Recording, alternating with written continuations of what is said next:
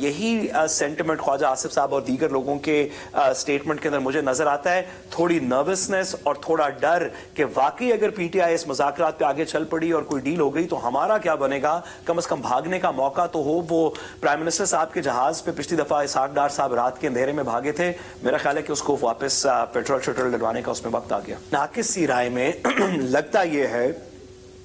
कि हुकूमत को दिन ब दिन इस बात का एहसास हो रहा है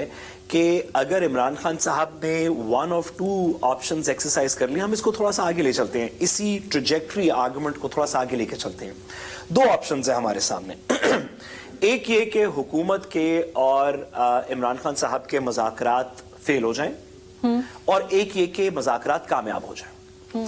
अगर हुकूमत के और इमरान खान साहब के मुज़ाकरात फेल हो जाते हैं तो आवाम को तो बहुत सा नुकसान होगा, क्योंकि पाकिस्तान के अंदर सियासी इस्तेहकाम नहीं आएगा, दीगर चीजें नहीं होंगी, लेकिन हुकूमत को फायदा होगा, क्योंकि वो हुकूमत जो ये पोर्ट्रे करना चाहती है कि इमरान खान साहब एक कोई रीजनेबल शख्स नहीं है, ये एस्टैब्लिशमेंट से लड़ रहे हैं, ये फौज के दुश्मन हैं, ये पाकिस्तान के दुश्मन हैं, इनके लोग दहशतगर्द हैं, ये डिजिटल दहशतगर्द हैं, ये एक्चुअल दहशतगर्द हैं जिन्होंने गोलियां चला दी, टीयर गैसिंग की, वो लोग जो इस तनाज़ुर की वजह से हुकूमत में हैं कि रियासत पाकिस्तान के कुछ इदारे और पाकिस्तान की एक पॉपुलर पार्टी जिसके साथ आवाम है, उनका आपस में कोई सुलह नहीं है, इस वजह से वो पावर में है। उनके हक में तो यही है कि ये मुज़ाकरात कामयाब ना हो। अगर नहीं होंगे कामयाब और इमरान खान साहब एक सख्त पोजीशन लेंगे तो हुकूमत ये कहना शुरू कर देगी, देखा ये तो है ही बलवाई, देखा ये तो इनसे कौन मुज़ाकरात करना चाहता है, ये तो है ही इस तरह के। अच्छा, अगर मुज़ाकरात कामयाब हो जाए तो क्या होंगे? फिर तो हुकूमत की यूटिलिटी तकरीबन खत्म हो जाएगी। आप तो वो बफर है ना, उस डायरेक्ट कॉन्फ्रंटेशन को अवॉइड करने के लिए हुकूमत बफर है। जो भी ट्रू पावर पाकिस्तान के अंदर जो गवर्नेंस की ट्रू पावर है, उसके और अवाम के दरमियान में जो एक तनाज़ा चल रहा है, उसके दरमियान एक हल्की सी सॉफ्ट फोम की लेयर है ना, ये गवर्नमेंट जो इधर की भी बात सुन लेती है, उधर से भी थोड़ी झाड़ें खा लेती है, इधर की भी थोड़ी सी गालियां सुन लेती है, इनको भी वापस दो बातें करती है, उनसे भी कहती है देखें वो अगले नहीं मान रहे। हुकूमत का तो सिर्फ इतना सा रोल है। तो मेरा नहीं ख्याल कि इस हुकूमत के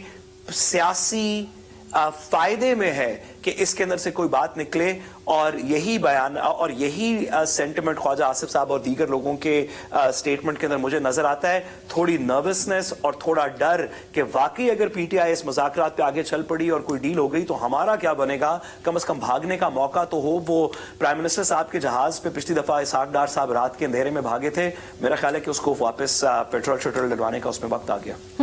साथ साहब, लेकिन जो अगर कहा जाए, जो आमना ने एक सवाल पूछा था वो मुझे लगा कि आपसे पूछना चाहिए, जो ये कह रही है कि तहरीक इंसाफ जब ये कहती है कि 31 जनवरी की जो डेडलाइन है उससे क्या मुराद है, उसके बाद क्या करने जा रही है तहरीक इंसाफ, क्योंकि उनके पास दीगर जो ऑप्शंस थे उन्होंने उनको यूज किया है। जैसे सिविल नाफरमानी की तहरीक अब वो नाकाम होती नजर आ रही है, क्योंकि अगर स्टेट बैंक के कुछ आदादो शुमार को देखा जाए तो जो बैरून मुल्क पाकिस्तानियों ने इस वक्त भी 33% रकूम ज्यादा भेजी है इन कंपैरिजन। तो ये भी आइडिया फ्लॉप हो चुका है बज़ाहिर पाकिस्तान तहरीक इंसाफ का। तो फिर जब ये डेडलाइन की बात करिए तहरीक इंसाफ, तो वो क्या डेडलाइन है, क्या करने जा रही है फिर तहरीक इंसाफ उसके बाद अगर ये कामयाब नहीं होता तो? साथ साहब के जवाब देने से पहले एक सेकंड मुझे दीजिएगा, मैं I want to add something to her question. उनके जवाब देने से पहले आप ये कहें कि ये भी आइडिया तहरीक इंसाफ के हर आइडिया की तरफ फ्लॉप हो चुका है। आप नून लीग से ताल्लुक रखती है, मैं ये नहीं कह सकती ना। चलें जी साहब, हर जी पाकिस्तानी देखिए पाकिस्तान में मेरे पास तो खबर है, खबर के मुताबिक पाकिस्तानी ने 33% रकूम ज्यादा भेजी है। मैं मैडम गुजारिश करूं कि जी शऊर शख्स तो मैडम कोई ये नहीं कहेगा, लेकिन नेचुरली हुब्बुल वतन, आजकल हुब्बुल वतन होने का सबूत ही है कि हम नून लीग के साथ हैं और मैं भी मैडम की लीडरशिप में नून लीग के साथ हूं।